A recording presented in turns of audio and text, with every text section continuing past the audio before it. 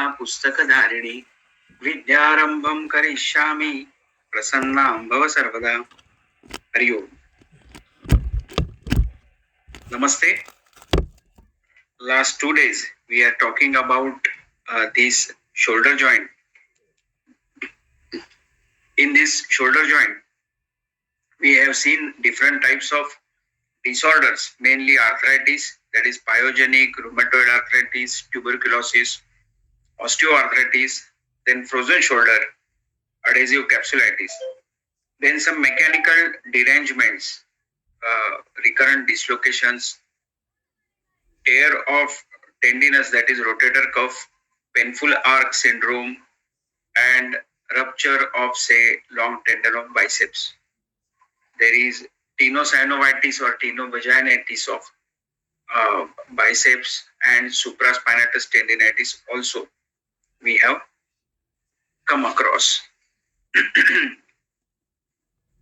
Then we came across avabahuk because of avabahuk is mainly kapha pradhan, and stabdata or say stiffness is the cardinal sign of avabahuk, and ansashosh it is always vata pradhan.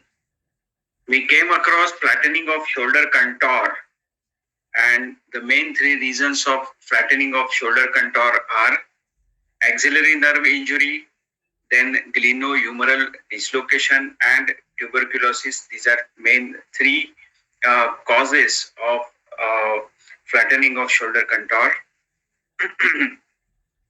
Now, there are different vyavachhedak nidan related to Ausa Sandhi Shul. We have seen these first three are dark blue, then second three are say red in color, and last three are yellow in color. Mainly, if it is say asthigatavat, asthikshay, or asthyavrittavad, it is mainly related to bone or dhatu. It is mainly a systemic disorder. In case of sandhigatavat, vatarakta, and amvat also, these are related to sandhi. First three are related to asthi.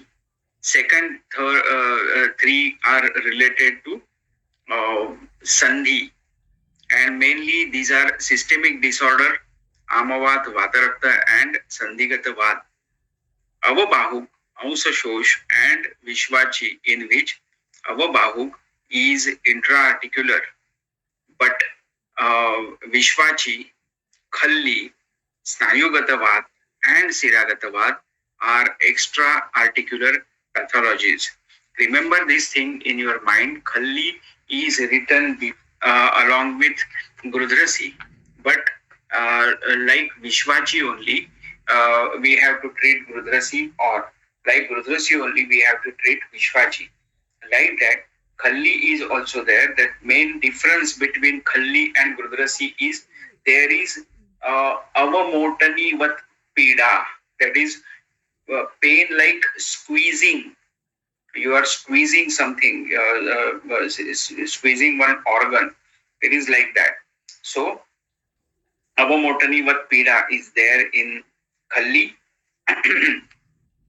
So, in other things are snayugatavad and siragatavad. So, siragraha and sirasnayu vishoshya. Siragraha tends to sirasnayu vishoshya. It is like vascular pathology leads to neurological pathology. That much we have seen in our 2 days sessions. So now let us come across these vyavachhedak nidan, that is differential diagnosis. So in case of say asthigatavat, mainly aswapnaha is one of the main things. Whenever you come across asthigatavat, you can definitely come across asthigatavat in your general practice. In that case, see, pain is the cardinal sign that we all know. Bhedavat pain or Bhedavat shul is there in this. along with that, santata ruk is what? Continuous pain is there. If patient sleeps also and वो अगर करवट बदलता है उस वक्त भी patient को तकलीफ होती है. He gets pain, he wakes up, and then he gets pain continuously. Along with that, so santata ruk, not intermittent pain, it is continuous pain in asthigata vat. Remember this thing, it is related to osteoporosis also. In case of asthikshaya also it is osteoporosis. In case of asthigata vat also it is osteoporosis. But you can differentiate it with these lakshan. And there is minute difference in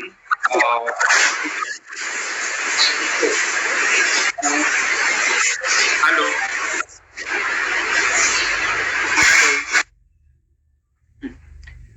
Mausa balakshaya. So, in case of asthigata vat, mausa balakshaya is also one of the main cardinal sign. Mausakshayaha, that is wasting of muscles, is there in asthigata vat. Along with wasting of muscle, there is always balakshaya also. A patient cannot balance on that particular sandhi.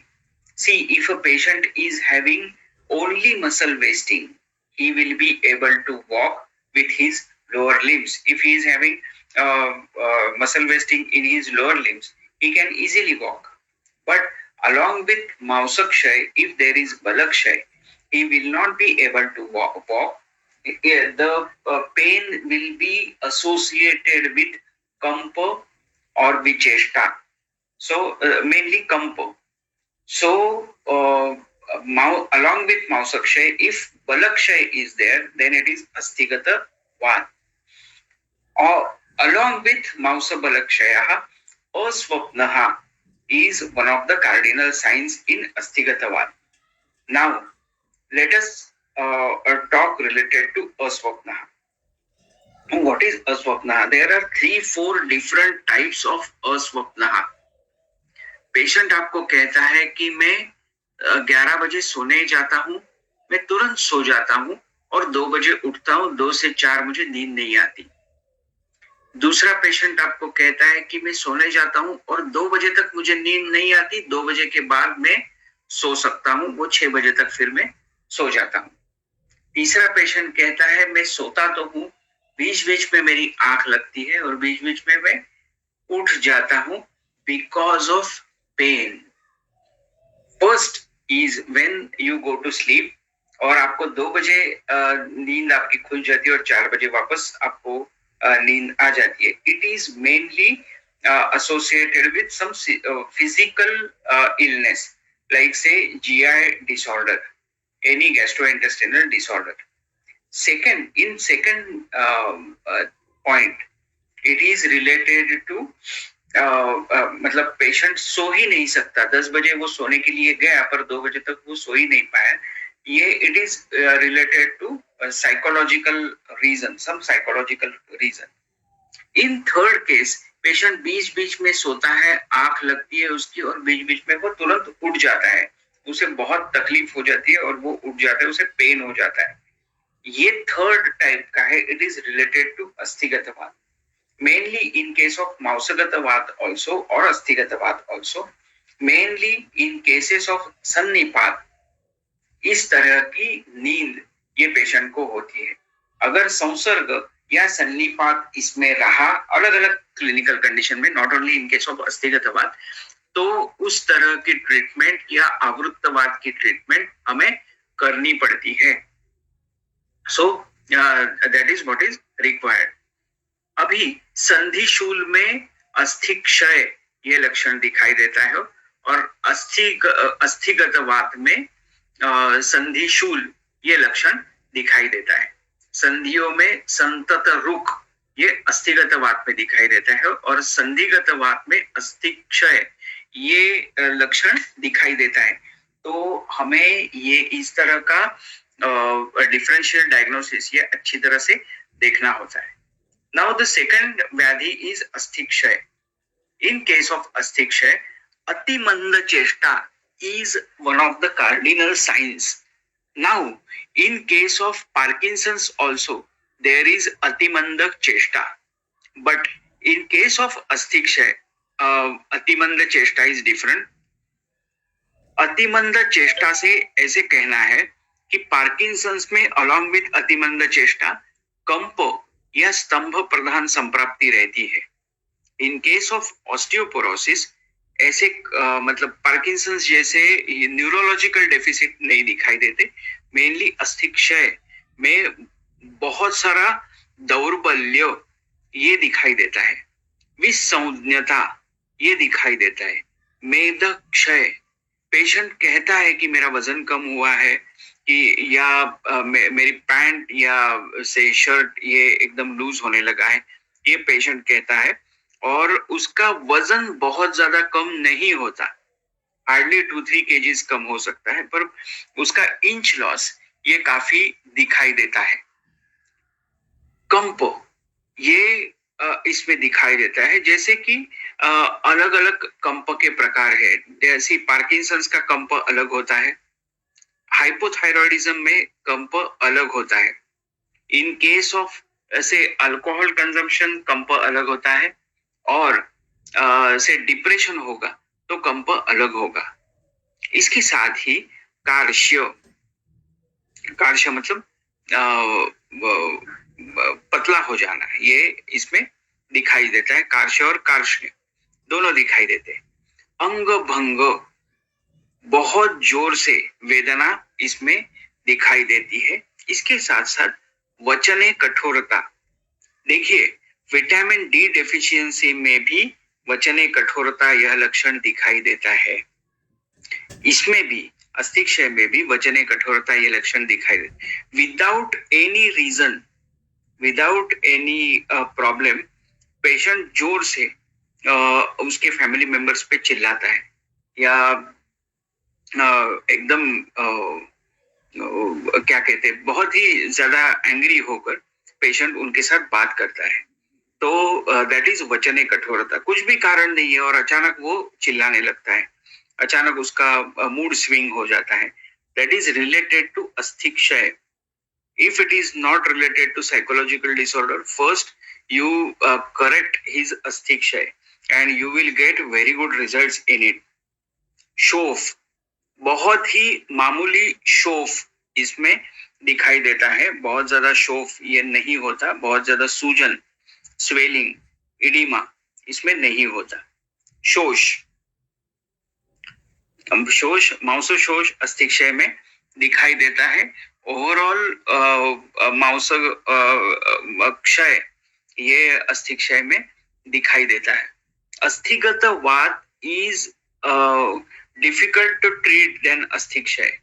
अस्थिक्षय ये थोड़ा easy हो जाता है treat करने के लिए. अस्थिगत वात treat करने के लिए फिर आपको बस्ती, विरेचन, अनुलोमन इस तरह की उपाय योजनाएं भी करनी पड़ती है. Asthikshay can be treated with the help of only shaman aushadhi. अस्थिवृत्त वात, अस्थिवृत्त वात में भी सूचिभिरीव तुद्यते, मतलब सूची जैसे चुभोने जैसा ये दिखाई देता है, और उसके साथ साथ उष्ण स्पर्श ये लक्षण उसमें दिखाई देता है. तो इस तरह के अलग अलग व्यवच्छेदक निदान इसमें पाए जाते हैं. जैसे कि मैंने कहा था कि संधिगत वात में आपको अस्थिक्षय यह लक्षण दिखाई देता, और अस्थिक्षय में संधिशूल ये लक्षण दिखाई देता है. Now comes to वातरक्त.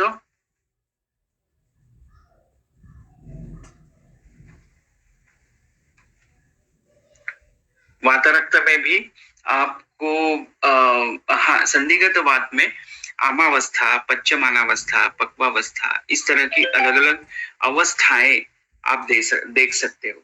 mainly it is kapha pradhan first when it is in nutana avastha, then it goes to kapha pitta avastha, then it goes to pitta vata avastha, and then vata pradhan avastha.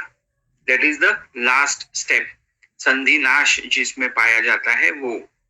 तो इस तरह से हमें अवस्थानुरूप उसकी चिकित्सा करनी पड़ती है। वातरक्त में भी उत्तान और गंभीर इस तरह के वात होते हैं।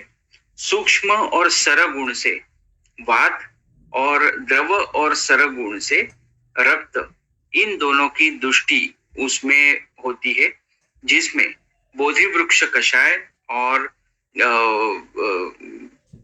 क्या कहते हैं उसको, बार बार शतपाकी क्षीरबला इस तरह के कल्पों का प्रयोग कर उसमें फायदा दिखाई देता है।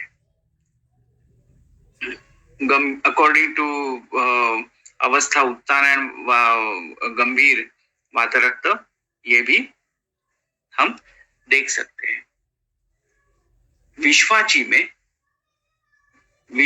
में वात और कंडरा की दृष्टि होती है और कर्म क्षय ये प्रधान लक्षण उसमें होता है।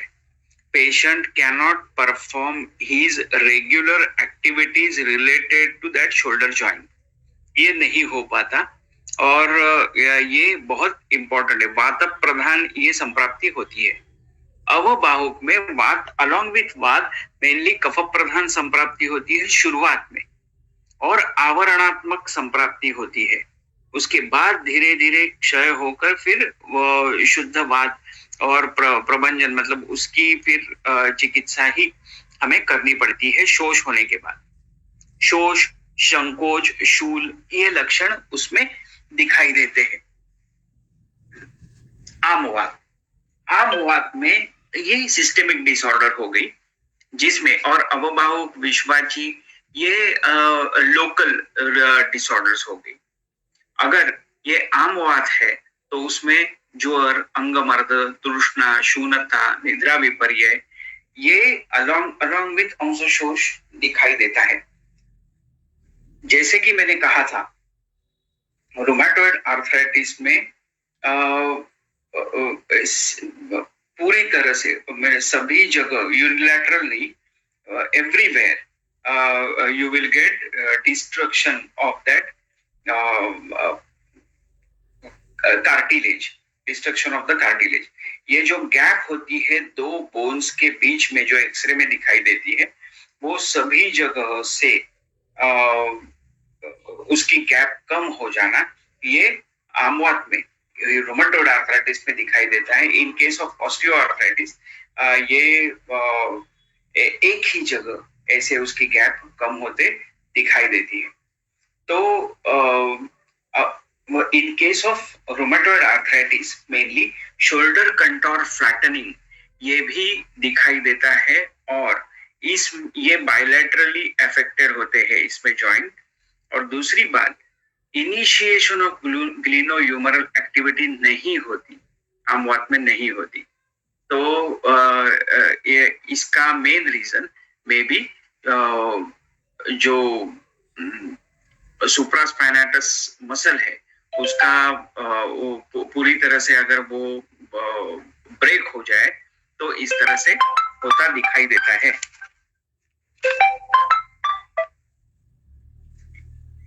सॉरी, इन केस ऑफ अंशशोष, वात, शोणित एंड संधिबंध ये तीनों की दृष्टि इसमें दिखाई देती है। तो इन तीनों में हमें इसमें शोष, सरुज शोष ये दो लक्षण पाए जाते हैं। वात, रक्त, संधिबंध इन तीनों की दृष्टि इसमें होती है। पर हमेशा याद रखिए, अंशशोष इज मेनली रिलेटेड टू वायु ओनली, शुद्ध वात इसमें ये हो जाता है। तो इस तरह के इसमें शोल्डर जॉइंट के पेन हमें दिखाई देते हैं। किस तरह से इसमें ट्रीटमेंट करनी चाहिए, किस तरह से हम इसमें आगे जाए, ये इसमें बहुत इंपॉर्टेंट होता है। फर्स्ट इज स्कंध वक्ष त्रिक प्राप्तम वायुम मन्यागतम तथा वमनम हंति नस्यम च कुशलेन प्रयोजितम। Just a minute, I'll take a 30 seconds break.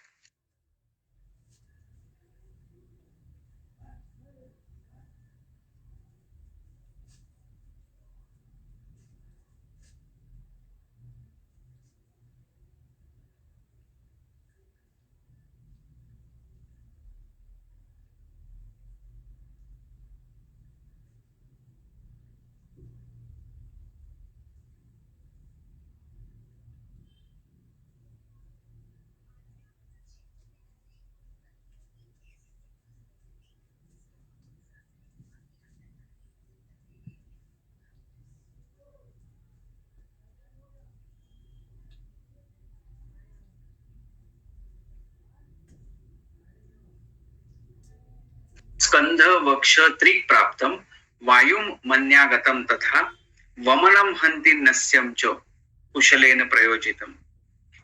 In case of skandha, vaksha and trik prapta vayu or manyagata vayu, first you have to perform vaman and then you have to go ahead with nasya.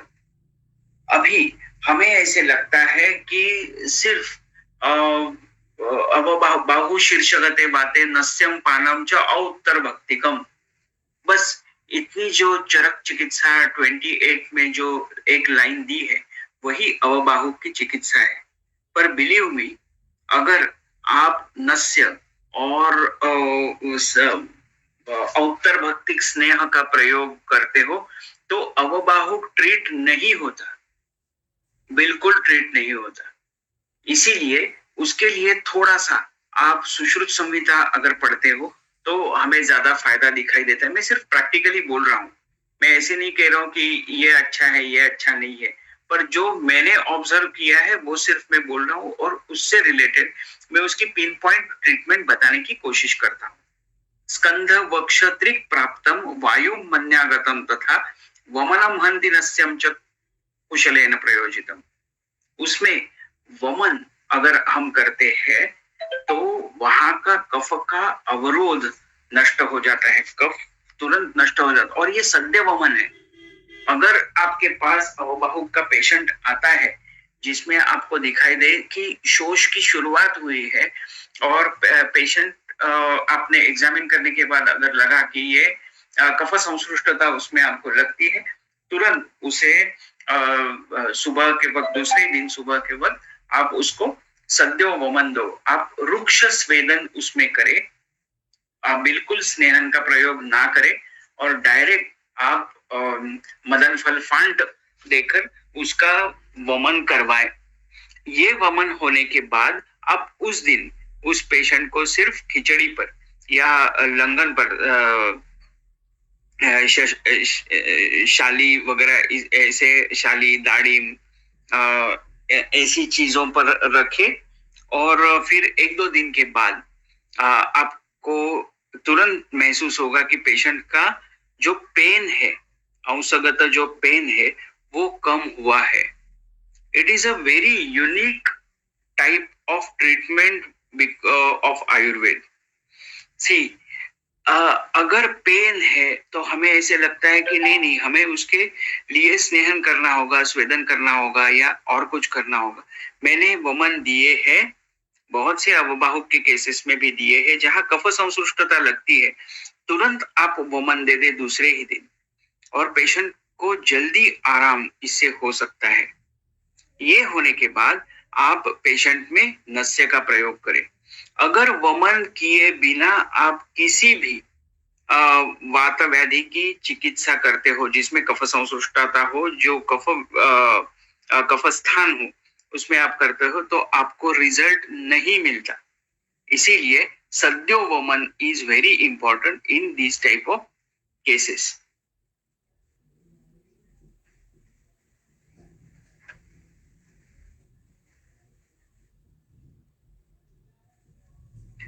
Why woman?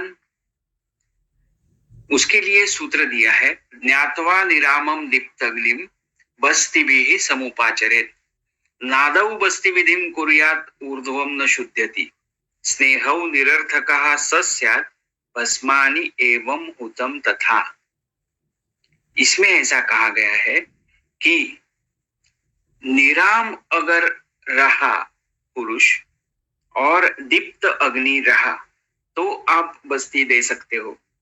नादौ बस्ती विधिम कुर्यात, बस्ती तब तक न दे जब तक ऊर्ध्वम न शुद्धति, ऊर्ध्व शोधन ना हो तब तक आप बस्ती का प्रयोग ना करें। अगर आप ऊर्ध्व शोधन नहीं कर सकते तो एटलीस्ट परफॉर्म विरेचन, एकदम मृदु विरेचन भी आप उसमें दे सकते हो, वो भी वातव्याधि की ही चिकित्सा है। स्नेहौ निरर्थकः स स्यात् भस्मानि एवं हुतम तथा। स्नेह ये निरर्थक हो जाता है अगर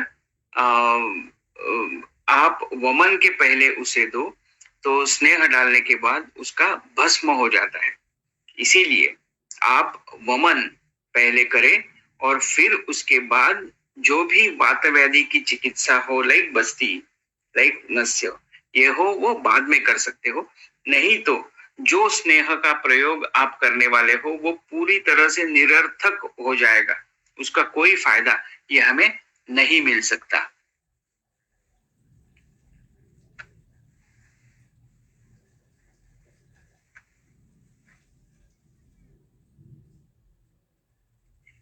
तुरंत मदन फल का फांट देकर उसके बाद आप यष्टि मधु फांट, यष्टि मधु नहीं होगा तो हम लोग उसमें निम्ब पटोल का क्वाथ ये भी देते हैं और उसका भी काफी अच्छा रिजल्ट हमें दिखाई देता है, पेशेंट में दिखाई देता है। तो इतना सिंपल ये हो सकता है, आप आराम से ऐसी ट्रीटमेंट ये कर सकते हो।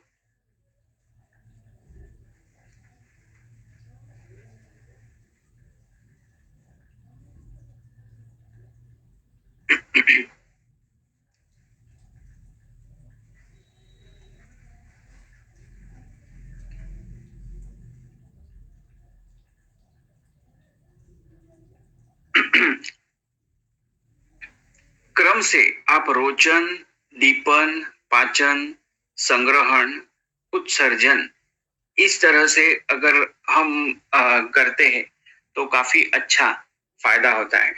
रोचन के लिए मधुर, अम्ल, लवण, दीपन के लिए तिक्त रस का प्रयोग, पाचन के लिए कटु और शोषण, उपशोषण के लिए कषाय रस। इस तरह से हम अगर सेवन करें तो ऐसे वातव्याधियों में काफी अच्छा रिजल्ट हमें मिल सकता है। रोचन मधुर अम्ल लवण, दीपन तिक्त, पाचन कटु और शोषण कषाय रस, ऐसे हम इसमें कर सकते हैं।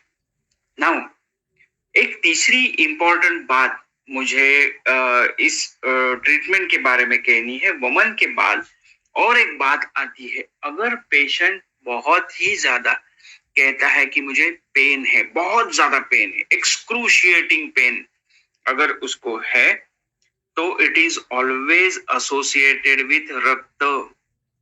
आप तो कहोगे अरे ये वातव्याधि में लिखा गया है, आप वमन क्यों दे रहे हो, सिरावेद क्यों कर रहे हो?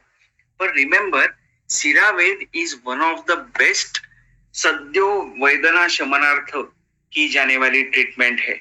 एकदम पेन किलिंग इफेक्ट इसका इतना अच्छा है। मैंने बहुत बार सिरावेद किया है पेशेंट को और आप भी करें। अवभावुक का पेशेंट अगर एक्सक्रूशिएटिंग पेन लेके आपके पास आता है तो इमीडिएटली आप क्यूबाइटल फोसा से उसका सिरावेद करो। अगर सिरावेद पॉसिबल नहीं है तो आप सूची या विद्ध कर्म का प्रयोग कर सकते हो अलोंग विथ कपिंग। पर मेरा ऐसा मानना है कि अगर आप कपिंग करते हो तो यू गेट 60% रिजल्ट। अगर आप सिरावेद करते हो तो you will get not less than 90% result. So it is very important कि हम सिरावेद इसमें अच्छी तरह से कर सकते हैं। बाहुशोषे च केवले अनिलजे। बाहुशोष ये केवल अनिलज वातज ही होता है। अभी अवस्थावशात सिरावेदा, परंतु अवस्थावशात उसमें सिरावेद करना पड़ता है। तथा ही उष्णांबु लवणादेहे वातहरस्य उपयोगात। अभी ये पेशेंट अगर गूगल करके आपके पास आता है या किसी अन्य वैद्य के पास जाता है, वो कहेगा कि ये वातव्याधि है। और वातव्याधि की चिकित्सा क्या है? उष्णांबु लवणादेहे वातहरस्य उपयोगात। ऐसे पेशेंट को वैद्य या खुद पेशेंट भी वातहर उपयोग, उष्णांबु लवणादि इत्यादि वातहर प्रयोग करता है। इससे कुपितेन शोणितेन आवृत्तो, इससे शोणित कुपित होता है, वो कुपित शोणित आवृत्त करता है वात को। यदा वेदनाकारी, वह बहुत ज्यादा वेदनाकारी होता है। उष्णांबु लवणादि वातहरस्य उपयोगात, मतलब वात व्याधि की चिकित्सा जो होती है, जिससे कुपित हो जाता है शोणित, रक्त कुपित हो जाता है और वो आवृत्त करता है वात को। और इस वक्त अगर आप सिरावेद करें तो तुरंत वो आवरण नष्ट हो जाता है। वायु का विमार्ग जो हुआ है या संग जो हुआ है वो अपने आप निकल जाता है। Patient gets good relief. So in case of shoulder joint pain, in case of bahushosh, in case of avabahuk also, if you think या आपको हिस्ट्री में समझता है कि उष्णांबु लवण आदि इत्यादि वातहर प्रयोग करने से फायदा होगा, ये करने के बाद उसका शोणित दुष्ट हुआ है, तो आप उसमें सिरावेद करो।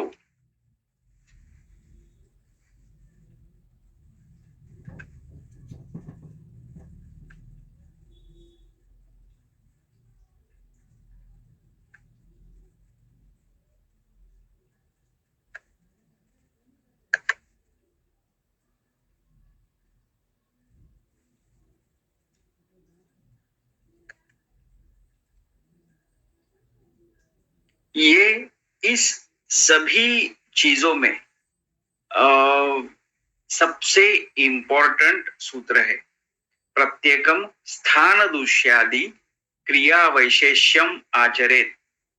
स्थान, स्थान आदि पक्वाशयादि, स्थानम पक्वाशयादि, कौन सा स्थान दुष्ट है इज वेरी इंपॉर्टेंट। जैसे कि मैं हर बार कहता हूँ, आज भी कहूंगा, वो है if it is cervical spondylitis and there is lumbar spondylitis, vyadhi is same spondylitis, but in case of cervical spondylitis it is a kapha-sthan vata vyadhi. In case of lumbar spondylitis it is vata-sthan and vata vyadhi. In case of cervical spondylitis we have to give treatment ruksha plus ushna, and in case of lumbar spondylitis we have to give treatment स्निग्ध plus उष्ण। सो इस तरह से हमें treatment इन दोनों में करनी होती है। तो स्थानम पक्वाशयादि, दुष्यम प्रत्येकम स्थान दुष्यादि। दुष्य हम सभी को मालूम है, रस रक्त आदि, रक्त रक्त मांस मेद अस्थि मज्जा शुक्र, इसमें से कुछ भी हो सकता है। अलॉन्ग विद दैट जो उपधातु है वो भी इसमें आ सकते हैं। उसके बाद है आदि, आदि ग्रहणात आवरण ग्रहणम। आवरण है क्या? कफ का आवरण है, पित्त का है या वात का है, इस हिसाब से हमें अलग अलग ट्रीटमेंट करनी पड़ती है। निराम वायु ये अगर होता है तो आप कोई भी स्नेहन कर सकते हो और फिर मृदु स्नेहन स्वेदन और फिर मृदु संशोधन वगैरह ये सब हो सकता है। परंतु अगर स्नेह स्वेदन के बाद आप मृदु विरेचन भी दे सकते हो, विरेचन नहीं दे सकते, ऐसे व्याधियों में आप निरूह बस्ती, दीपन पाचन औषधियों का प्रयोग ऐसे कर सकते हो। और वापस स्नेहन स्वेदन ये कर सकते हो। अगर ये इन केसेस में अगर आवरण है तो वात के स्थानों का विचार कर वात के कर्म की वृद्धि हानि ये देखकर हमें अभ्यंग स्नेहपान बस्ती उष्ण अनुष्ण व्यत्यासात इनका प्रयोग करना होगा। और उसी के साथ साथ उदानम योजेत ऊर्ध्वम अपानम च अनुलोमयेत शमानम शमयेत चैव ये सूत्र काफी फेमस सूत्र है। उसकी वो सूत्र की तरफ ध्यान देके हमें देखना होगा। और भी एक इम्पोर्टेंट सूत्र है, पित्तावृते तु पित्तग्नैहि मारुतस्य अविरोधिभिः कफावृत्ते कफग्नैस्तु मारुतस्य अनुलोमनैहि। पित्तावृत अगर है तो वायु के विरोधी ना होने वाले पित्तग्न उपचार करने चाहिए, और कफग्न अगर हो तो पूरी तरह से कफग्न एवं वातानुलोमक चिकित्सा इसमें करनी पड़ती है। और इस तरह से किसी भी वात व्याधि की चिकित्सा ये करनी होती है। जैसे कि मैं हर बार जो संप्राप्ति कहता हूं वो वापस कहना चाहूंगा, बहुत ही इंपॉर्टेंट संप्राप्ति है ये। और इसमें इस जो वायु है वो है पेट से निकलने वाला, अवस्थापाक से निकलने वाला, जिसका चय प्रकोप और उसके बाद वो आगे जाता है और आगे जाके दूसरे स्थानों में उद्भव स्थान जो होगा वहां के वायु को, यहाँ पर है अंशगत वात को प्रकोप प्रसर ऐसे करके वहां पे संग पैदा करता है और फिर अंशशूल ये निर्माण होता है। ए वायु इज पेट से निकला हुआ अवस्थापाक में तैयार होने वाला ऐसा वायु, और बी वायु इज अंशगत वायु जिसकी चिकित्सा अलग से हमें करनी पड़ती है। ए वायु की अगर चिकित्सा करनी है तो हमें सार्वदैहिक विचार करना पड़ता है। बी वायु की अगर हमें चिकित्सा करनी है तो हमें स्थानिक विचार ये करना पड़ता है। तो इस तरह से हम उसकी ट्रीटमेंट ये अलग अलग कर सकते हैं। ए वायु अगर होगा तो उसके लिए हमें विरेचन, अलग अलग बस्तियों का प्रयोग, विरेचन के बिना बस्ती का प्रयोग नहीं करें, पहले विरेचन फिर बस्तियों का प्रयोग हमें करना पड़ता है। बस्तियों में भी मृदु विरेचन में सबसे इंपॉर्टेंट होता है वो है एरंड स्नेह का विरेचन, which is very important in all cases of vata vyadhi. एरंड स्नेह अलॉन्ग विद दुग्ध ये सबसे सिंपलेस्ट फॉर्म है और सबसे उसका अच्छा रिजल्ट भी हमें मिलता है। अनुलोमन करने वाले विरेचन का प्रयोग हम कर सकते हैं श्लेष्म काले गते, ये करना उसमें इंपॉर्टेंट है, जिससे पित्त कम होगा, रक्त प्रसादन होगा और मेनली वैस्कुलर पैथोलॉजीज होगी, सिरा ग्रह या सिरा स्नायु विशेष, तो उसमें अनुलोमन विरेचन का प्रयोग काफी अच्छा साबित होता है। स्रवसन भी या मृदु विरेचन भी इसमें दिए जाते हैं। मृदु विरेचन का प्रयोग सन्निपात में it is very effective in sannipat, so उस तरह से हम दे सकते हैं। पित्तम व कफ पित्तम व पक्वाशयगत दोष दृष्टि हो तो स्रवसन का प्रयोग करें। ये हमेशा हमें ध्यान में रहना ही चाहिए। इस तरह से हम अगर ट्रीटमेंट करते हैं विरेचन की तो हमें अच्छा रिजल्ट मिलता है। Again I will tell you, सिरा ग्रह इस तरह से सिरा का संबंध आए तो it is vascular pathology which may lead to neurological deficit also.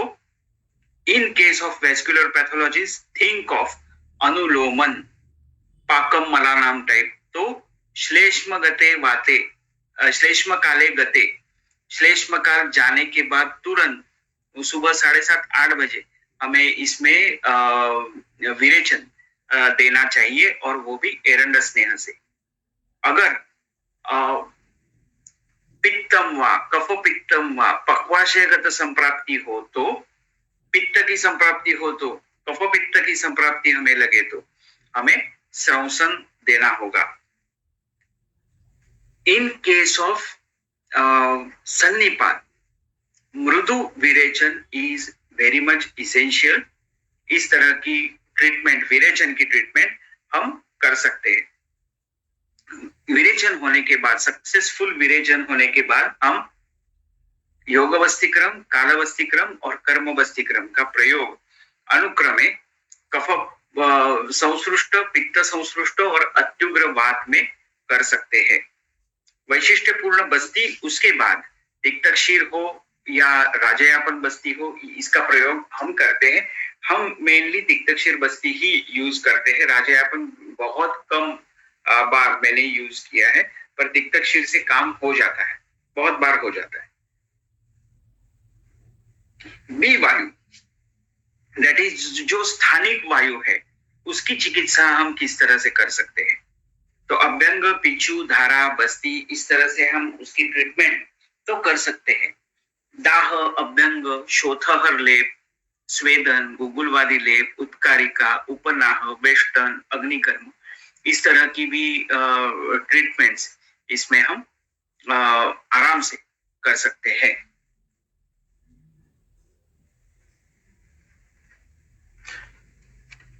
इस तरह की अलग अलग ट्रीटमेंट्स हमें करनी पड़ती है। जैसे कि हमने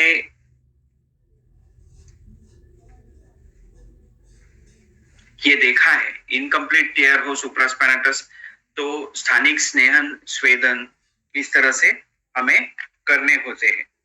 तो अभ्यंग अगर हमें करना होगा तो तैलम संकुचिते अभ्यंगो माश सैंधव साधितम बाहु शीर्षगते वाते नस्यम पानम च उत्तर भक्तिकम, ये हमें मालूम है।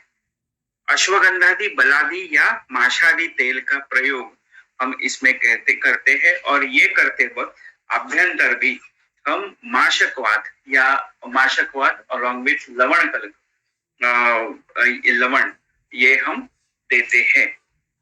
स्वेदन में पिंड स्वेद, उपनाह या अन्न लेपन का प्रयोग मांस शोष कितना है, ग्रेडेशन उसकी कितनी है, उस हिसाब से किया जाता है। पत्रपुट्टली, पिंड स्वेद, ये हम इसमें पहले 3 से 5 दिन तक करते हैं, और उसके बाद हम अन्न लेपन ये करते हैं। उपनाह स्वेद, ये इसका भी प्रयोग काफी हद तक हम करते हैं। नस्य, मेन इसमें जो नस्य यूज किया जाता है, दिस इज माश तेल। माश तेल, महामाश तेल या कार्पासास्थ्यादि तेल का प्रयोग हम करते हैं। बहुत बार कल्याणक घृत या अणु तेल का भी प्रयोग इसमें किया जाता है। घृत, तेल, मांसरस, इन सभी का प्रयोग नस्य में किया जाता है। स्तंभ, ये अगर हमें प्रधान लक्षण दिखाई दे तो बलागुड़ुच्यादि, नारायण तेल, विषगर्भ तेल, दशमूल तेल का प्रयोग होगा। शूल, शूल प्रधान संप्राप्ति में एरंड, प्रसारणी तेल, इंदुकांत तेल, इसका प्रयोग होगा। कंप प्रधान संप्राप्ति हो तो सहचरादि तेल का प्रयोग होता है। छागलाद्य घृत और सारस्वत घृत का प्रयोग orally in case of avabahu, in case of shoulder related pain में होता है।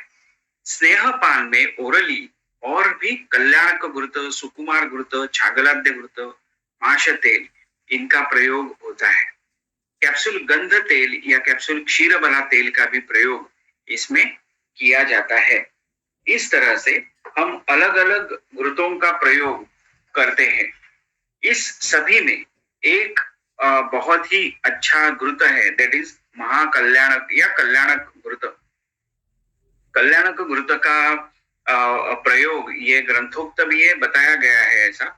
प्रस्थम भूत ग्रहोन्माद अपस्मार पापमसु, पांडुक, पांडु, कंडु, विषे, शोफे, मोहे, मेहे, गरे, ज्वरे, अरेतस्य प्रजसी वा दैवोप हतचेतसी, अमेधसी स्खलद्वाची, स्मृति कामे अल्पपावके, बल्यम मंगल्यम आयुष्यम कांति सौभाग्य पुष्टिदम, कल्याणकमिदम सर्पिः श्रेष्ठम पूसवनेषु च। ये कल्याणक घृत काफी अच्छा रिजल्ट इस अवभावुक में देता है। ये क्यों इसमें आया ये मालूम नहीं। ये उन्माद अपस्मार में दिया जाने वाला बहुत ही जबरदस्त कल्प है और इसका भूत ग्रह, उन्माद, कास, अपस्मार, दृष्टि के अलग अलग व्याधि, पांडु, कंडु, विष, शोथ, मोह, मेह, कृत्रिम विष और अलग अलग तरह के सन्निपात, ज्वर, शुक्र कम होने वाली व्यक्ति, बुद्धि कम होने वाली व्यक्ति और जो भी हकलाता है, ऐसे जिनकी स्मरण शक्ति वर्धन करनी हो, अग्नि जिसका मंद हो, शक्तिवर्धक, मंगलकारक, आयुष्यवर्धक, ऐसा ये उत्तम घृत कहा गया है, कल्याणक घृत। कल्याणक के साथ साथ महाकल्याणक घृत भी होता है। इसमें सिर्फ सारीबा हो और शतावरी, मेदा, महामेदा, काकोली, क्षीर काकोली टाइप ऐसे थोड़े से द्रव्य और है जो और बल्य इस तरह से है। ये महाकल्याणक घृत है। ये भी सन्निपात में दिया जाने वाला घृत है और इसका उपयोग अवबाहुक में कहा गया है, ग्रंथोक्त उपयोग ये कहा गया है। Differentiation between osteoarthritis and adhesive capsulitis. In case of frozen shoulder, we have to think of mouse, मेद plus पिच्छा। osteoarthritis में अस्थि से लेके संधि तक, रस से लेके शुक्र तक सभी दूषों का हमें विचार ये करना पड़ता है। स्थानिक स्नेहन, स्वेदन, जैसे कि मैंने कहा स्तंभ प्रधान संप्राप्ति है कि शूल प्रधान है कि कंप प्रधान, इस हिसाब से तेल का प्रयोग हमें बदलना होगा। तो ये आप हमेशा जान लो। और शोष अगर रहा तो उसमें अलग ही ट्रीटमेंट या अलग ही तेल, मेनली माश सैंधव साधितम, ये तेल हमें देना ही पड़ता है। इन case of acute pain management, think of अग्नि कर्म एंड विद्ध कर्म।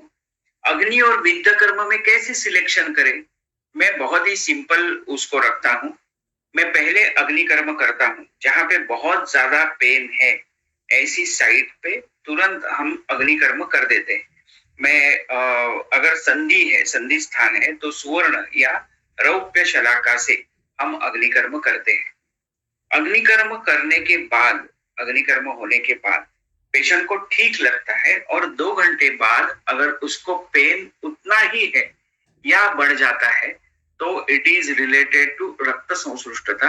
इन दैट केस आगे हम उसे अग्निकर्म नहीं करते।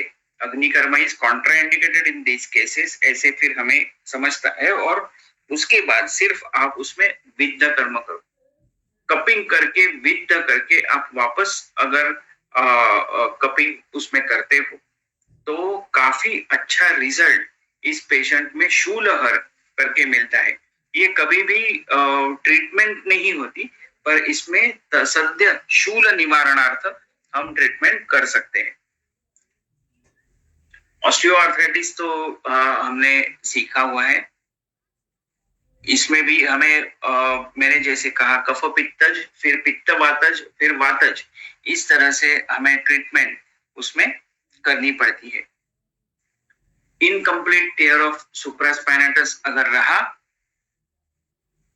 इनकम्प्लीट टेयर ऑफ सुप्रास्पाइनेटस में हमेशा एम्प्टी कैन टेस्ट ये की जाती है।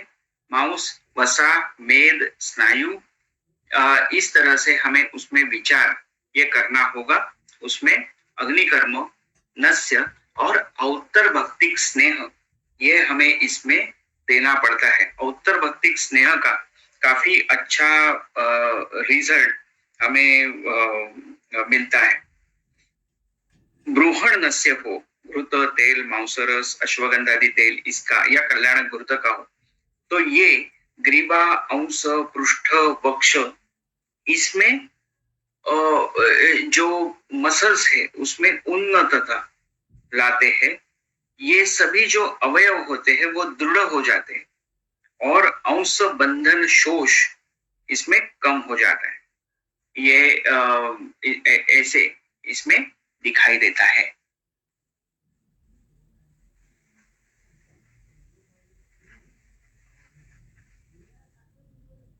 सुप्रास्पाइनेटस टेंडिनाइटिस इसमें मेद मतलब स्नायु, सिरा, कंडरा इस तरह से उसमें दुष्टि ये दिखाई देती है। Rakta mokshan when it is related to pain, व रक्त मोक्षण के साथ साथ आप अग्निकर्म का भी विचार जरूर कर सकते हो। जब रक्त की संश्लिष्टता नष्ट हो जाए, रक्त का आवरण नष्ट हो जाए, रक्त दुष्टि कम हो जाए, उसके बाद आप अग्निकर्म का विचार कर सकते हैं। अगर हमें श्लेष्म संश्लिष्टता लगे इसमें, तो वमन और वमन के बाद नस्य औत्तरभक्तिक स्नेह का प्रयोग जरूर कर सकते हैं। इससे अवयव दृढ़ हो जाते हैं और अंश बंधन शोष ये कम होने लगता है। इसीलिए औत्तरभक्तिक स्नेह का महत्व है। पर उसके पहले अगर आप औत्तरभक्तिक स्नेह देते हो तो कोई फायदा नहीं होता। Calcified deposit in supraspinatus, very painful, acute painful disease।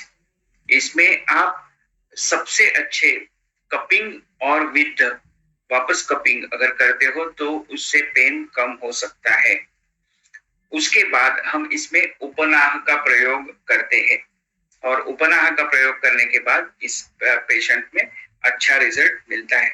कभी कभी ऐसे हमने बहुत सारी केसेस किए, पर कभी कभी किसी भी चीज से बिल्कुल रिजल्ट नहीं मिलता। उस वक्त हम ऑर्थोपेडिक सर्जन के पास इसे रिफर करते हैं। इट इज लाइक से क्या कहते हैं उस कैलकुलस ऑफ शोल्डर जॉइंट। जैसे यूरिनरी कैलकुलस होता है विच इज वेरी पेनफुल, वैसे ये शोल्डर जॉइंट का कैलकुलस होता है विच इज वेरी पेनफुल। और ऐसे वक्त उसमें लोकल एक्टिंग स्टीरॉयड के इंट्रा आर्टिकुलर इंजेक्शंस देके वहां का इन्फ्लेमेशन तुरंत रोक दिया जाता है और पेशेंट में अच्छा रिजल्ट मिल सकता है।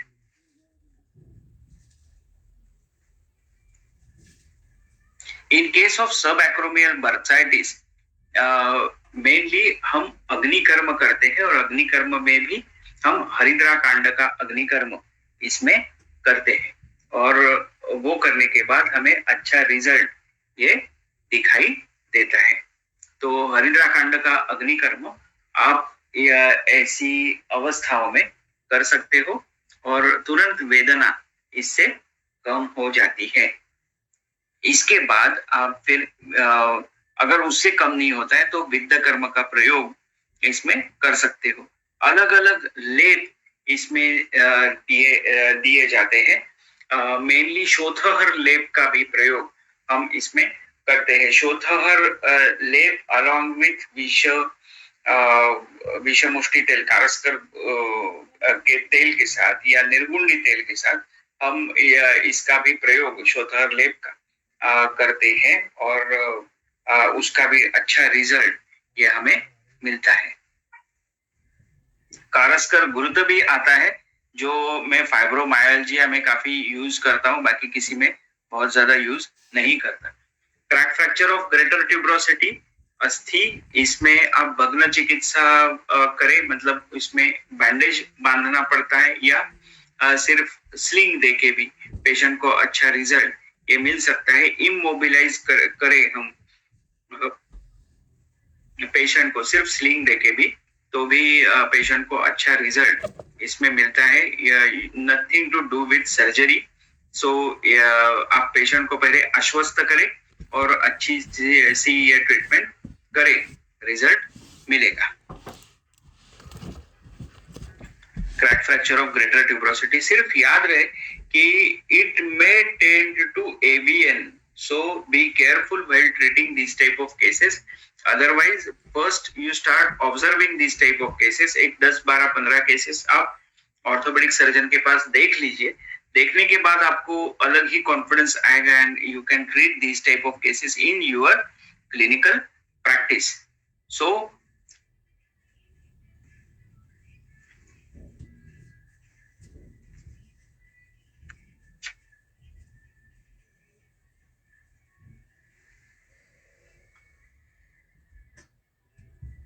अभ्यंग, स्वेदन, नस्य, स्नेहपान और सिरावेद और मर्म चिकित्सा, इस तरह से हम इसमें करते हैं। और भी अगर शमन चिकित्सा इसमें है तो बलामूल क्वाथ प्लस सैंधव ये इसमें दिया जाता है और काफी अच्छा फायदा हमें दिखाई देता है। बलामूल श्रुतम तोयम सैंधवेन समन्वितम बाहु शोष करे वाते मन्या स्तंभे च शस्यते। तो बलामूल क्वाथ प्लस सैंधव हमें देना चाहिए। नस्य कब देना चाहिए? खाने के बाद।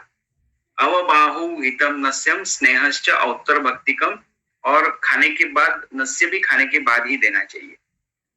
और वातज अगर कोई भी डिसीज रहा तो उसमें ब्रूहण नस्य देना चाहिए। अवबाहु की वातज सो ब्रूहण नस्य उसमें देना चाहिए। जांगल मांसरस उसमें दिया जाता है। दूध, शक्कर, इसका भी नस्य लोग देते हैं। शीतल जल प्लस शर्करा, इसका नस्य देते हैं। माश क्वाथ का देते हैं। ऐसे अलग अलग नस्य ये दिए जाते हैं। ओडोनिया वुडियर इज गुड़मंजिरिया खपुरियो। गुड़मंजिरिया खपुरियो का मतलब है, मैंने बहुत से लोगों को पूछा था और अच्छे वनस्पति शास्त्रज्ञ हैं जिन्होंने इसके बारे में कहा था मुझे कि वो है, और वागा देसाई में इसका वर्णन है, वागा देसाई करके बुक है उसमें।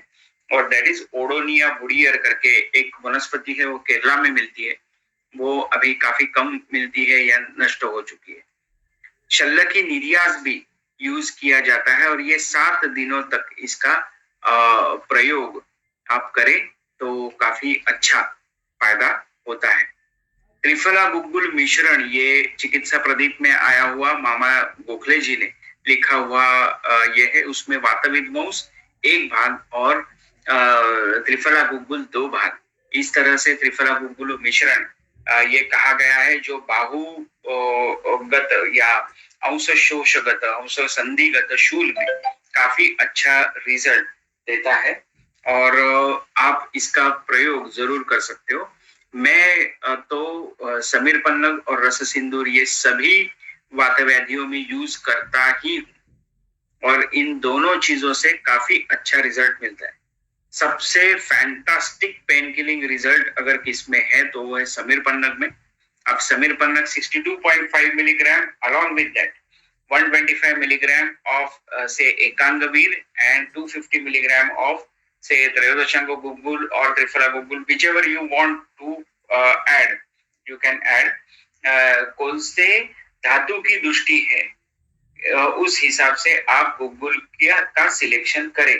There are so many gugguls in the market, और आप उस हिसाब से कौन सा स्रोतस या कौन सा धातु दुष्ट है उस हिसाब से ट्रीटमेंट करें और अच्छा रिजल्ट आपको मिल जाएगा। So Sameer Pannag always essential for pain killing effect, तो आप ये कर सकते हो। काफी बेस्ट उसके रिजल्ट है। रक्तमोक्षण कुरपर एवं अंश मध्य से रक्तमोक्षण कर सकते हो। कुरपर संधि से करना एकदम सिंपल है। ऑन साइट पेन है तो आप विषद्रव्यों का प्रयोग करें। अगर 1+ पेन है तो कुपिलू, धतूर। 2+ पेन है तो समीर पन्नग अलॉन्ग विथ वनस्पति जो चूर्ण। 3+ पेन है तो समीर पन्नग अलॉन्ग विथ विषद्रव्य प्लस वनस्पति जो चूर्ण आप कर सकते हो। रिफर्ड पेन में हमेशा 1+ रिफर्ड पेन है तो प्रताप लंकेश्वर, 2+ रिफर्ड पेन है तो विषतिंदु का प्रयोग आप कर सकते हो। तोद, काठिन्य, पारुष्य, शूलम, वेपथुम, अत्सु। अगर इस तरह का क्लिनिकल कॉम्बिनेशन आपको क्लिनिकल कंडीशन पिक्चर दिखाई दे, तोद है प्लस काठिन्य है प्लस पारुष्य है प्लस शूल है, तो इस तरह से प्लस वेपतु मतलब कंप है, तो इस तरह से अगर लक्षण दिखाई दे तो आप उत्कारिका का प्रयोग करें। स्नेह बीज मतलब क्या कहते हैं उसको, तिल है, अतसी है जिसमें स्नेह है, ऐसे बीज और बीजों का प्रयोग कर उससे उत्कारिका तैयार की जाती है और उससे सेक ये उस गात्र को, स्पेसिफिक गात्र को किया जाता है, वेदना उससे कम हो जाती है।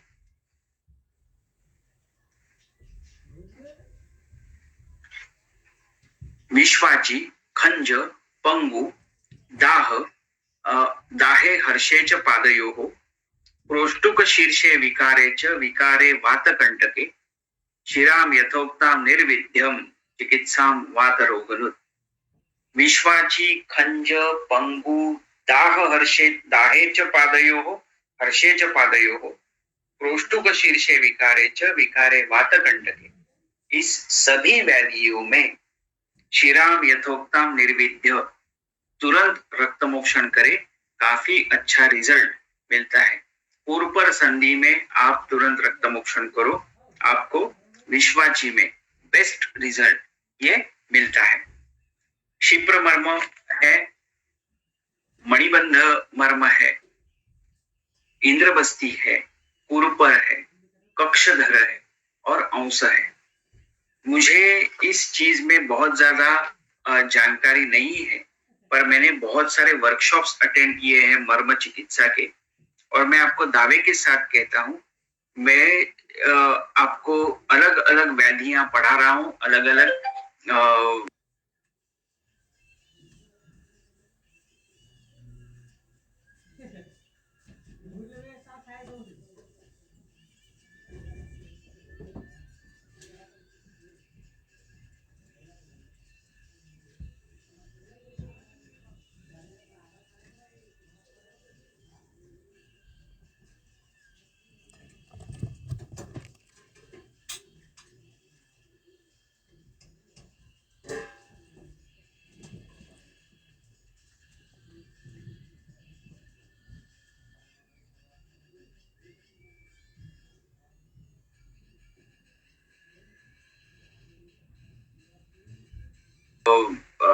संधियों से रिलेटेड, पर सबसे अच्छा रिजल्ट मर्म चिकित्सा का अगर किस संधि में दिखाई देता है वो है अंश संधि। अगर आप अवबाहु में मर्म चिकित्सा करना चालू करें तो आपको काफी अच्छा रिजल्ट ये दिखाई देगा। किसी से सीख लीजिए और सीखने के बाद अवबाहुक में इसका प्रयोग करें। अवबाहुक में जादू की तरह इसका प्रयोग होता है, बाकी किसी चिकित्सा में नहीं होता, पर इतना जितना अवबाहुक में होता है। तो इस तरह से ऑप्टिमम पोजीशन क्या होनी चाहिए अगर पेशेंट पेन में है, तो ऑप्टिमम पोजीशन के लिए एडक्शन और इंटरनल रोटेशन इस तरह के से कर, अगर आप स्लिंग में उसे बांध के रखो शोल्डर को, तो पेन काफी कम हो जाता है। और नहीं तो शोल्डर स्ट्रैपिंग करते हैं, shoulder immobiliser that is arm pouch, sling pouch जिसे कहते हैं, वो रखा तो एकदम रेडीमेड भी मिलता है, और अभी हम लोग ये इजीली अवेलेबल भी होता है किसी भी मेडिकल स्टोर में आपको ये मिल जाता है। सिर्फ इसमें बैंडेज ना करें, और कौन सा अलग अलग फ्रैक्चर्स इसमें दिखाई दे उस तरह से आप उसकी अलग अलग ट्रीटमेंट ये कर सकते हो। दैट्स ऑल फॉर टुनाइट मित्रों। आज हमने ये जो ट्रीटमेंट है वो खत्म की है, और इस तरह से और भी बहुत सारे ट्रीटमेंट्स इसमें दिखाई देती है, पर ये जो बेसिक इम्पोर्टेंट जो चीजें हैं वो हमने इसमें बताने की कोशिश की। अगर आपको कोई शंका हो तो आप हमें पूछ सकते हो, आप चैट बॉक्स में शंकाएं पूछ सकते हो। अगर कुछ हो तो आप बाद में भी मुझे फोन करके या व्हाट्सएप पर अलग अलग आपकी शंकाएं पूछ सकते हो।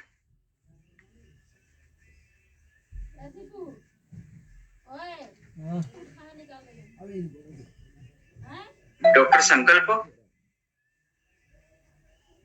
Yes sir. शंकाएं नहीं है तो हम समाप्त करें इस लेक्चर को. Okay sir. Thank you very much for your valuable and wonderful experiences regarding shoulder joint. Thank you. हम अभी आगे मिलेंगे सर्वाइकल डिस्क